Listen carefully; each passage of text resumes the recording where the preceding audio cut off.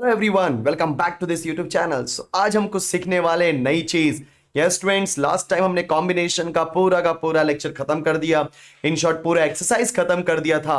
आज अब हम बात करने वाले हैं अगेन परम्यूटेशन के बारे में। बीच मैंने जंप किया था, डायरेक्टली परम्यूटेशन के ऊपर गया था क्योंकि कई सारे बच्चों की डिमांड थी कि सर परम्यूटेशन का कुछ तो करवा दो। सो स्टूडेंट्स बस इसलिए सॉरी कॉम्बिनेशन कुछ तो करवा दो। तो स्टूडेंट्स मैंने कॉम्बिनेशन करवा दिया। अब मैं बताने वाला हूं परम्यूटेशन के बारे में। परम्यूटेशन ऑलरेडी एक एक्सरसाइज हो चुका है। अब इसमें आज जो मैं आपको सिखाने वाला हूं, यस स्टूडेंट्स बोलो क्या आपका permutation when some objects are identical. Permutation when some objects are identical. अब इसको समझते हैं एग्जैक्टली क्या होता है ऑब्जेक्ट्स आर आइडेंटिकल। तो गाइस मान लो अगर आप किसी को अरेंज कर रहे हो, कोई लेटर अरेंज कर रहे हो, मान लो एग्जांपल अगर आप कोई लेटर अरेंज कर रहे हो, मान लो लेटर ए है और यहां पे भी ए है। सो क्या होगा अगर आप अरेंजमेंट करते हो, सो हो सकता है पॉसिबिलिटी कि आप ए को ए से रिप्लेस कर दो। जब गाइस आप ए को ए से रिप्लेस करते हो, मतलब जब आपने सेम लेटर को उसी लेटर से रिप्लेस कर दिया, तो जो आपका वर्ड बना वही वर्ड बना ना। जैसे एग्जांपल मैं यहां पे फॉर एग्जांपल था, जैसे मैं एक सिंपल ले लूं, मैं यहां पे कोई एग्जांपल ले लेता हूं। या एग्जाम्पल इज वॉट कंबाइन। चलो कंबाइन एग्जाम्पल ले लेता हूं मैं। या सिंपल सा एक फंडा एग्जाम्पल लेते हैं हम लोग कि हमारे पास कोई भी वर्ड रहेगा, अगर उसमें लेटर्स को अरेंज करते हैं, सो हमेशा एक चीज ध्यान रखना आप लोग कि अगर सेम लेटर को सेम लेटर से अरेंज करोगे, यहां पे ए है और यहां पे भी ए, अगर ए को ए से अरेंज करोगे राइट, तो ए के प्लेस पे ए जाएगा और इधर के ए प्लेस पे आएगा। मतलब जो लेटर पहले बन रहा था वही लेटर अब भी बनेगा। इसका मतलब आपका जो वर्ड बन रहा है वो रिपीट हो रहा है। बट हमें यहां पे क्या चाहिए गाइस? यूनिक वर्ड्स चाहिए। क्या चाहिए बोलो? Unique words, different words. It is not like कि आप सेम सेम वर्ड बना के बोल रहे हो। हाँ लो, ऐसा नहीं होना चाहिए। सो ऐसे टाइम पे हमको क्या करना है? सो गाइस ऐसे टाइम पे हम क्या करेंगे, ध्यान दो। ऐसे टाइम पे हमारे पास जो भी परम्यूटेशन का कॉन्सेप्ट हमने सीखा है वो अप्लाई करोगे, लेकिन अप्लाई करने के बाद ध्यान देना सब लोग, अप्लाई करने के बाद जो चीजें आइडेंटिकल होती हैं उनका फैक्टोरियल लेके उनको डिवाइड करना है, सो दैट कि जो सेम सेम वर्ड बन रहे हैं वो रिमूव हो जाए। अब बोलोगे सर ऐसा मतलब क्या होता है? तो मान लो कि मेरे पास कोई एक वर्ड है, उस वर्ड के अंदर मान लीजिए कि मेरे पास एंड लेटर्स हैं। बोलो कितने लेटर्स बच्चों? And letters. और जो उसके अंदर आइडेंटिकल ऑब्जेक्ट्स हैं, राइट ना, कुछ ऑब्जेक्ट्स आइडेंटिकल है। मान लो कोई एक ऑब्जेक्ट है वो p टाइम्स आ रहा है, कोई दूसरा ऑब्जेक्ट q टाइम्स आ रहा है। Guys p q r number होंगे। जैसे मान लो a आपका 2 बार आ रहा है तो उसका नंबर क्या हो गया? 2 टाइम्स ऐसा। सो कोई ऑब्जेक्ट है उसका वो एक बार मतलब p टाइम्स आ रहा है, कोई ऑब्जेक्ट q टाइम्स आ रहा है, कोई ऑब्जेक्ट r टाइम आ रहा है। तो अगर मुझे इसकी निकालनी हुई प्रोबेबिलिटी, मतलब arrangement, so not probability sorry, permutation या अरेंजमेंट, तो कैसे करोगे guys? N factorial divide by जो चीजें रिपीट हो रही हैं उसी से डिवाइड कर दो। तो p टाइम्स रिपीट हो रहा है कोई एक ऑब्जेक्ट, तो डिवाइड बाय p फैक्टोरियल। कोई दूसरा ऑब्जेक्ट है वो q टाइम्स रिपीट हो रहा है, सो क्या हो जाएगा? q factorial. कोई तीसरा ऑब्जेक्ट है वो r टाइम रिपीट हो रहा है, तो डिवाइड बाय r फैक्टोरियल। ठीक है स्टूडेंट्स, चलो। और एक बात और मैं आपको बोलना चाहता हूं जो कि बहुत थोड़ा सा मुझे अच्छा नहीं लगता। गाइस देखो, आप सब्सक्राइब करते हो नो डाउट, और जैसे आपका काम निकलता है आप डायरेक्टली बीच में छोड़ के चले जाते हो, वो गलत चीज़ है। तो मैं चाहे वो 11th के बच्चे हो चाहे 12th के बच्चे हो, इन सारे बच्चों से गुजारिश करता हूँ गाइस कि अगर आप किसी को भी सपोर्ट करें तो दिल से सपोर्ट कीजिए। अपना काम बनता भाड़ जनता ऐसे वाली कभी भी सोच मत रखो, ठीक है? क्योंकि मैंने देखा राइट। अब क्यों बोल रहा हूं, कई लोगों को समझ में आ गया हो जिन्होंने भी ये वीडियो देखा या जिन्होंने यहां तक मुझे सुना होगा। बट कोई बात नहीं, मैं आपको यही बोलता हूं कि अगर आपको कोई सिखा रहा है उसको सपोर्ट करो। ऐसा नहीं कि अगर आपका 11th खत्म हो गया, 12th खत्म हो गया, चलो हमारा काम खत्म हो गया तो हम चलो अब चले जाते हैं, कोई मतलब नहीं रखते हैं, ये तो गलत चीज है राइट। यस, सो गाइस हम बात करें permutation when some objects are identical. तो जो भी ऑब्जेक्ट आपके आइडेंटिकल होंगे गाइस, हमेशा उनका फैक्टोरियल लेके उनसे डिवाइड कर देना है। चलो इस चीज को ध्यान में रखते कुछ क्वेश्चन करते हैं। सो ये रहा हमारा पहला क्वेश्चन आपके कंप्यूटर स्क्रीन पे 6.4 एक्सरसाइज का। अब मैं डायरेक्टली करूंगा गाइस। सो पहला वर्ड यहां पे क्या है? दिव्या। ओके, सो DIVYA। कितने लेटर्स हैं? 1 2 3 4 5 लेटर्स। सो यहां पे 5 लेटर्स हैं, बट इसमें कोई रिपीट हो रहा है क्या? डी आपका एक बार आया, कहीं और पे दिखाई दे रहा है? नहीं। आई भी कहीं और नहीं दिखा रहा है, VYA नो, यहां पे कोई भी लेटर रिपीट नहीं हो रहा है। सो दिव्या में 5 लेटर्स हैं। सो यहाँ पे total letters is equal to 5. Therefore 5 letters can be arranged in what students? 5p5, जिसे हम बोलते हैं 5 फैक्टोरियल वेज। कैसे?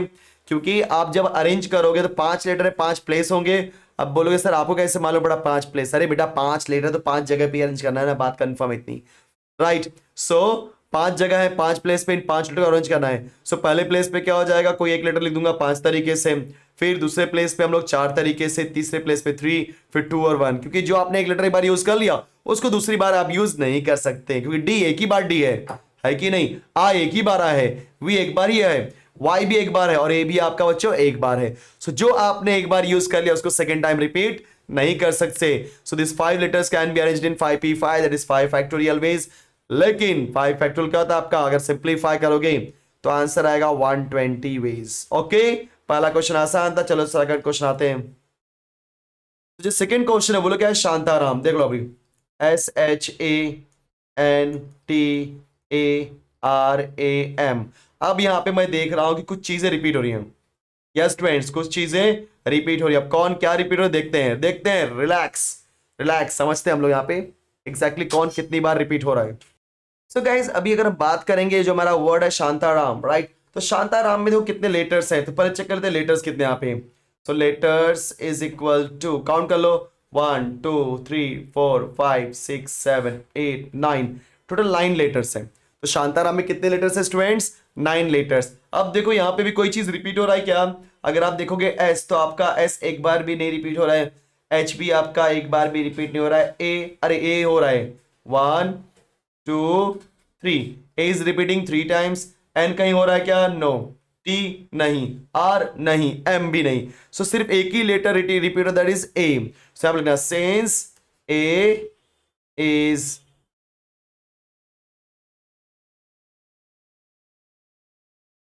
एक मिनट, since A is coming 3 times और A is repeated 3 times,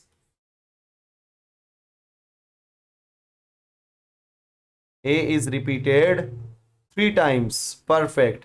So, therefore, total number of arrangement, क्योंकि जो हमें वर्ड जो लेटर्स को अरेंज करना है, इसने ऐसा नहीं बोला कि शांताराम जो लेटर है इसमें 9 लेटर्स हैं तो 4 लोग को अरेंज करना है या 5 लोग को अरेंज करना है, ऐसा नहीं है। मतलब सारे लेटर्स को आपस में अरेंज करना है सो दैट कि एक नया वर्ड बने। लेकिन वहां पे मैं क्या देख रहा हूं कि यहाँ पे ए आपका 3 बार रिपीट हो रहा है। मतलब जब आपका ए को ए से रिप्लेस करोगे, क्योंकि अरेंजमेंट में पॉसिबिलिटी है कि ए आपका ए को रिप्लेस करे, ए के प्लेस पे एक चेंज हो जाए, तो उस टाइम पे जो वर्ड मिलेगा सेम वर्ड मिलेगा जो पहले बना था। सो वो रिपीटेशन ना हो, रिपीटेशन को रिमूव करने के लिए हम लोग क्या यूज करते हैं गाइस, ये वाला पूरा concept. So total number of arrangement, right. So आप सभी को पता है कि जो टोटल नंबर ऑफ अरेंजमेंट होगा वो मुझे कैसे मिलेगा? शांताराम में 9 लेटर्स हैं, so there are 9 places for 9 letters, so they can be arranged in 9 factorial ways. But ये जो बच्चों आपका क्या है यहाँ पे, ए 3 बार रिपीट हो रहा है, तो जो जितनी बार रिपीट होगा उसी का फैक्टोरियल से डिवाइड कर दोगे। सो ए कितनी बार रिपीट हो रहा है? 3 बार। अगर 3 बार हो रहा है सो क्या करेंगे, 3 फैक्टोरियल से डिवाइड। अगर सोचो कोई और भी लेटर यहाँ पे डिवाइड होता, मतलब क्या बोलते हैं उसको, रिपीट होता सो उसको मैं उस नंबर से भी डिवाइड कर देता। कंफर्म? अभी आप इसको सिंप्लीफाई कर सकते हो। सो 9 फैक्टोरियल को सिंप्लीफाई करो, डिवाइड बाय 3 फैक्टोरियल। ठीक है, नहीं करा तो भी कोई प्रॉब्लम होने वाला नहीं है। चलो थर्ड देखते हैं हम लोग। सो थर्ड क्वेश्चन यहाँ पे क्या दिया students, represent. Okay, so let me right the word first, represent, REPRESENT। So represent, अभी वर्ड यहाँ पे क्या है, रिप्रेजेंट। सो देखते हैं लेटर्स कितने हैं। यहाँ पे लेटर्स कितने आ रहे बच्चों, 1 2 3 4 5 6 7 8 9 लेटर्स। यहाँ पे भी 9 लेटर्स है। और यहां पे रिपीट कौन हो रहा है देखते हैं। अच्छा, आर, देखो सब लोग, आर आर आपका 2 बार रिपीट हो रहा है। So R is repeated, R is repeated, और you can say that R is coming, जैसी value is up to you, आप कुछ भी लिख सकते हो। R is coming 2 times, and और कौन रिपीट हो रहा है? ई। देखो ई एक बार है, दो बार है और तीन बार है, and E is coming three times. Okay students, so जो आर का रिपीटेशन वो दो बार है और ई का रिपीटेशन थ्री टाइम्स है। सो देयरफॉर जब मैं अरेंज करूंगा तो नाइन लेटर्स हैं। सो total number of arrangements, total number of arrangements, total number of arrangement मुझे कैसे मिलेगा? सो स्टूडेंट्स नाइन लेटर्स हैं, सो नाइन लेटर्स को जब हम आपस में अरेंज करेंगे तो क्या आएगा आपका? Nine factorial. बट ये जो आर है वो दो बार रिपीट हो रहा है। सो जहां कहीं भी रिपीटेशन आएगा, जब कभी भी एग्जाम में कई लोग बच्चे बोलते हैं सर समझेगा कैसे? बेटा आप ये दिमाग में रखो कि जब कभी भी वर्ड को आप अरेंज करते हो तो आप ध्यान देना है कि कोई लेटर वहां पे रिपीट तो नहीं हो रहा है। अगर रिपीट हो रहा है तो ऑटोमेटिकली उसके रिपीटेशन से डिवाइड करना पड़ेगा। सो यहाँ पे आर कितनी बार रिपीट हो रहा है? दो बार। So divide by two factorial into E कितनी बार रिपीट हो रहा है? Three times, divide by three factorial. Confirm? So इसको सिंप्लीफाई करो, that is your final answer. Next आपका आता है कंबाइन। कंबाइन बोलो कितना है? COMBINE। So one two three four, देख लेते हैं एक बार राइट नाउ। ये तो मुझे लगता है इसके अंदर कुछ मिल ही नहीं रहा है, मतलब कोई रिपीटेड वर्ड। सो अगर मैं उस कंबाइन को लूंगा तो बोलो क्या आएगा आपका? One two three four five six, seven letters हैं। कोई रिपीट हो रहा है क्या? नो, नॉन बोलते ना कोई रिपीट नहीं हो रहा है। सो अगर रिपीट नहीं हो रहा तो डायरेक्टली हम लिख सकते हैं ना, seven letters can be arranged in 7P7 और you can say that seven factorial veg. ठीक है, yes. So nine letters 9P9, nine letters 9P9, five letters 5P5। तो हमेशा जितने प्लेस हो और उतने ही लेटर्स हो तो हमेशा डायरेक्टली बोल देना है फैक्टोरियल, क्योंकि देखो ना नाइन प्लेस पे नाइन लोग को अरेंज करना है। सो 9P9 और गाइस 9P9 को सिंप्लीफाई करोगे तो क्या मिलेगा आपको? 9 फैक्टोरियल ही मिलेगा। वैसे ही 7P7 के लिए 7 फैक्टोरियल। तो बोलो इसका आंसर क्या है? बोलो 7P7 that is equal to 7 factorial. क्योंकि इसमें कोई रिपीट नहीं हो रहा है इसलिए इसको हम नहीं करेंगे। ठीक है, चलो this is for homework. Now question number next हम करने वाले हैं 6.4 का। तो क्वेश्चन नंबर 6.4 का नेक्स्ट क्या दिया, जरा देख लेते हैं हम लोग सोल्यूशन। क्या दिया यहाँ पे? Two identical books on English. Identical बोल दिया मतलब सेम है स्टूडेंट्स, ध्यान देना। क्लियर? चलो, तो इंग्लिश की कितनी बुक्स हैं? टू। देन अगर हम बात करेंगे हिंदी, सो हिंदी की कितनी बुक्स है गाइस? यहाँ पे three books. And four identical books on mathematics. So maths की यहाँ पे कितनी बुक्स है मेरे पास? Four. Find the number of distinct ways of arranging them on a shelf. तो मुझे शेल्फ में इसको अरेंज करना है। So total number of ways कितना हो जाएगा? टोटल टोटल बुक्स कितनी हो जाएंगे यहाँ पे? देखते हैं, 2 + 3 + 4 which is equal to 9 books बराबर। अब देखते हैं टोटल नंबर ऑफ अरेंजमेंट, बहुत आसान है। टोटल नंबर ऑफ अरेंजमेंट कैसे मालूम पड़ेगा? देखो नाइन बुक्स है राइट ना, सो आपने नाइन बुक्स रख दिया। अब कंडीशन ये है कि यहाँ पे कुछ बुक्स आइडेंटिकल हैं। सो इंग्लिश की दो बुक हैं, तो देखो ये पहली इंग्लिश की बुक है, दूसरी इंग्लिश की बुक है। इसको हटा के इस इंग्लिश की बुक को यहाँ पे रख दिया, इसको हटा के यहाँ पे रख दिया। तो देख आपने क्या देखा कि दोनों इंग्लिश की दो बुक है। मतलब कोई अलग अरेंजमेंट आया क्या? नहीं, इंग्लिश के प्लेस पे इंग्लिश डाल दिया तो कोई नया अरेंजमेंट नहीं मिल रहा है। वैसे ही अगर हिंदी के प्लेस पे हिंदी की बुक डालोगे तो नया अरेंजमेंट नहीं मिलेगा। हाँ, इंग्लिश के प्लेस पे हिंदी डाल दिया, मैथ्स डाल दिया, तब नया अरेंजमेंट बनता है। सो मेरे कहने का मतलब है कि अगर कोई चीज सेम है, कोई चीज आइडेंटिकल है, और अगर आप किसी भी आइडेंटिकल चीजों को आपस में अरेंज करते हो, सो हमेशा रखना गाइस आपका कोई मतलब नहीं, क्योंकि वो सेम ही अरेंजमेंट आने वाला है। इंग्लिश को इंग्लिश के साथ रखा, सेम अरेंजमेंट है। हिंदी को हिंदी के साथ में रिप्लेस कर दिया, सेम अरेंजमेंट। क्योंकि कोई नया अरेंजमेंट बन रहा है क्या? नहीं, कोई नई पॉसिबिलिटी बन रही क्या? नो। सिमिलरली मैथमेटिक्स को साथ में रखा तो सेम अरेंजमेंट। सो मेरे कहने का मतलब यहां पे है इस क्वेश्चन में भी वही चीज हो रहा है जो हमने बाकी पहले किया, मतलब आइडेंटिकल का कॉन्सेप्ट आ गया। सो total number of arrangement, total तो 9 बुक्स है, so that 9 books can be arranged in 9P9, मतलब 9 फैक्टोरियल वेज। लेकिन जिसमें से दो बुक इंग्लिश की है जो कि आइडेंटिकल है, तो 2 फैक्टोरियल। फिर 3 बुक्स हिंदी की है, वो तीनों आइडेंटिकल है। अगर ऐसा होता कि तीनों हिंदी की बुक अलग अलग हैं, तब हम बोलते हैं कि हाँ, तब उसको हम लेते प्रॉपर अरेंजमेंट में। बट यहाँ पे आइडेंटिकल होने की वजह से टेंशन आ गया। सिमिलरली मैथ्स की 4 बुक है जो कि हमें आइडेंटिकल है, सो 3 फैक्टोरियल और उसके बाद 4 फैक्टोरियल। नाउ स्टूडेंट्स, इसको आपको सिंप्लीफाई करना होगा। आपको पता है 9 into 8 into 7 into 6 into 5 into 4 factorial divide by 2 into 1, फिर 3 फैक्टोरियल का 3 into 2 into 1 into 4 factorial. So guys 4 factorial cancel. अभी हम क्या करेंगे, 3 2 जा 6 गया, देन हम क्या करते हैं 2 4 जा 8, तो इन शॉर्ट हमें क्या मिल रहा है यहाँ पे 9 4 जा 36 परफेक्ट इंटू 7 5 जा 35। चलो इनको मल्टीप्लाई करो और इनको मल्टीप्लाई करने के बाद जो आपको आंसर आएगा, जहां तक मुझे पता है 1260 आएगा। ठीक है, चाहिए तो आप करके देख सकते हो। 36 इंटू 35, 5 6 जा 30 कैरी गया 3, 5 3 जा 15 16 17 18, 3 6 जा 18 कैरी गया 1, 3 जा 9 प्लस 1 10, तो 0 8 8 16 का 6 जाएगा कैरी 2 1 1 2 6 0। देखा आपने स्टूडेंट्स, यस। सो आपने इसको सिंप्लीफाई किया 1260 वेज, मतलब इतने तरीके हैं जिसको मैं यूज कर सकता हूं अपने बुक को अरेंज करने के लिए, लेकिन सब ये यूनिक वेज हैं क्योंकि रिपीटेशन वाली चीजें हमने निकाल दी डिवाइड बाय यस उन नंबर्स को करने से। ठीक है, चलो अगला क्वेश्चन पे चलते हैं हम लोग। तो जो अगला क्वेश्चन है, यस अच्छा क्वेश्चन है गाइस, अच्छा क्वेश्चन है। थर्ड का इसमें फर्स्ट पार्ट क्या दिया है, अ कॉइन इज टॉस्ड 8 टाइम्स, मतलब 8 कॉइन है, 1 2 3 4 5 6 7 8, 8 कॉइन्स है।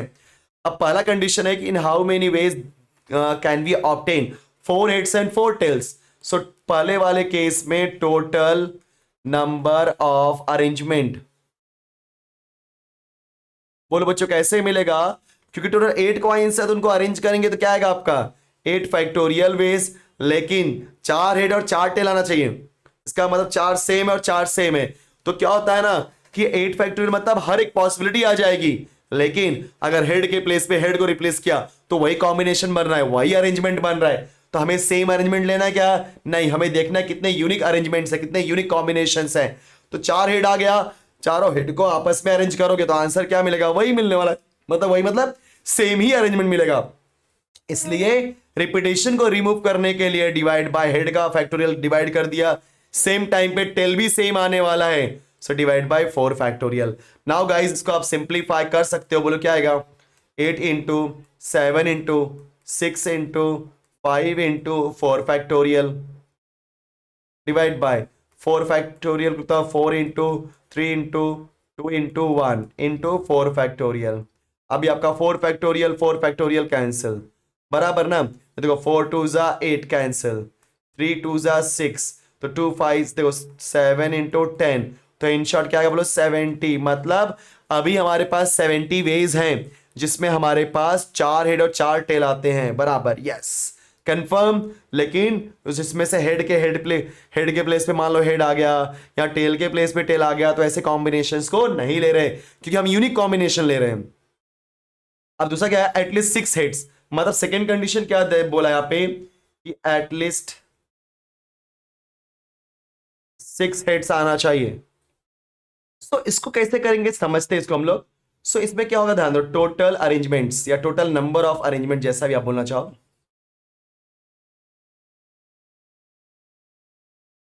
समझो बच्चों मैं क्या बताने वाला हूं। सो टोटल मेरे पास 8 कॉइन है, सो क्या हो जाएगा 8 फैक्टोरियल तो आने वाले अरेंजमेंट में, लेकिन उसने क्या बोला एटलीस्ट 6 हेड, मतलब जैसे भी आप अरेंज करोगे 6 हेड आने चाहिए। एटलीस्ट बोल दिया मतलब 6, एटलीस्ट 6 का मीनिंग क्या होता है, कम से कम 6, और कम से कम 6 का मतलब होता है 6 या 6 से ज्यादा, मतलब 6 हेड आएंगे तो भी चलेगा, 7 हेड आया तो भी चलेगा, 8 हेड आया तो भी चलेगा। तो मेरे कहने का तात्पर्य यहां पे क्या है बच्चों कि हमको 6 वाला कंडीशन भी लेना पड़ेगा, 7 का भी कंडीशन और 8 का भी कंडीशन। सो आइदर 6 हेड और 7 हेड और 8 हेड। तो इसको मैं ऐसे लिख सकता हूं, एटलीस्ट 6 का मतलब क्या होता है, यस एटलीस्ट 6 मतलब टोटल नंबर ऑफ अरेंजमेंट क्या आएगा, आइदर और ईदर 6 हेड्स और 7 हेड्स और 8 हेड्स, बराबर परफेक्ट। चलो पहला तरीका लेते हैं, 6 हेड मतलब क्या है बच्चों आपका, 6 हेड मतलब 6 के 6 हेड है, तो आइडेंटिकल ही हो गए ना, सेम हो गए ना। अगर 6 हेड हैं तो टेल कितने होंगे 2, यस। सो 8 factorial divide bye 6 factorial into 2 factorial, क्योंकि 6 हेड आइडेंटिकल हैं, सो हेड के प्लेस पे हेड आया, तो ऐसे कॉम्बिनेशंस को हम नहीं लेंगे, ऐसे कोई भी अरेंजमेंट को हम नहीं लेंगे, राइट। फिर और का मतलब क्या होता है बच्चों, प्लस, ध्यान देना सेट्स में और का मीनिंग क्या होता है plus 7 heads, so 8 factorial divide by 7 identical head आ रहे हैं तो 7 फैक्टोरियल इनटू अगर 7 हेड हैं तो टेल कितने आएंगे 1, सो 1 फैक्टोरियल प्लस और आगे आ गया और, सो और का मतलब क्या होता है और, सो टोटल कितने कॉइन 8 फैक्टोरियल। अब उसमें रिपीटेशन क्या हो रहा है 8 हेड का तो 8 फैक्टोरियल, तो अगर 8 हेड में से 8 के 8 हेड आ गए तो बाकी क्या बचा 0, वो टेल आएगा। सो कॉम्बिनेशन देखो एवरी टाइम हम लोग 8 फैक्टोरियल का ही अरेंजमेंट कर रहे हैं, बट पहले वाले केस में हमारे पास यहां पे क्या हुआ बच्चों, देखो एटलीस्ट 6 का मतलब क्या होता है कभी भी जब कभी भी आपको एटलीस्ट वर्ड आ गया तो घबराओ मत, देखो कौन कौन सी वैल्यू आ रही है उसके अंदर। सो एटलीस्ट 6 का मतलब क्या होता है कम से कम 6, मतलब 6 या 6 से ज्यादा, तो 6 भी आएगा, 7 भी आएगा, 8 भी आएगा, 9, अरे 9 कैसे आएगा क्योंकि हमारे पास तो मैक्सिमम 8 ही कॉइन है तो 8 ही हेड आएंगे, 9 हेड आने के चांसेस है क्या 9, सो 6 7 8 6 7 8, अगर 6 हेड है तो आपके 2 आपका क्या हो जाएगा यहाँ पे टेल, क्योंकि 8 में से 6 हेड तो 2 टेल। वैसे ही 8 फैक्टोरियल डिवाइड बाय, अब यहां पे 7 हेड हो गए तो 7 फैक्टोरियल और बचा कितना 1 टेल तो 1 फैक्टोरियल। उसी तरीके से अगर मैं तीसरे वाली की बात करूंगा तो मान लो 8 के 8 कॉइन हो गए हेड तो क्या हो जाएगा 8 factorial divide bye 8 factorial plus into 0 factorial. ठीक है चलो सिंप्लीफाई करते हैं, सो 8 into 7 into 6 factorial divide bye 6 factorial copy किया, 2 फैक्टोरियल को मैंने लिख दिया 2 into 1 plus 8 into 7 factorial, 7 factorial copy किया बेटा, 1 फैक्टोरियल क्या होता है 1 होता है, 8 फैक्टोरियल नो चेंज, नीचे का भी 8 factorial no change into 0 factorial क्या होता है बच्चों 1, 1 फैक्टोरियल भी 1 होता है 0 फैक्टोरियल भी 1 होता है, तो कंफ्यूज होने की जरूरत नहीं है। चलो 6 factorial cancel, 7 factorial cancel, 8 factorial cancel, तो 2 4 जा 8, तो पहले वाले केस में 4 7 जा 28 आ गया, दूसरे केस में 8 आ जाएगा, तीसरे केस में सब कुछ कैंसिल तो क्या आ जाएगा 1। सो फाइनली आंसर क्या मिल रहा है 28 प्लस 8 दैट इज 36 प्लस 1 37। तो बेटा 37 कॉम्बिनेशन ऐसे हैं जहां पे कम से कम 6 हेड 7 हेड 8 हेड आएंगे, चलेगा यस।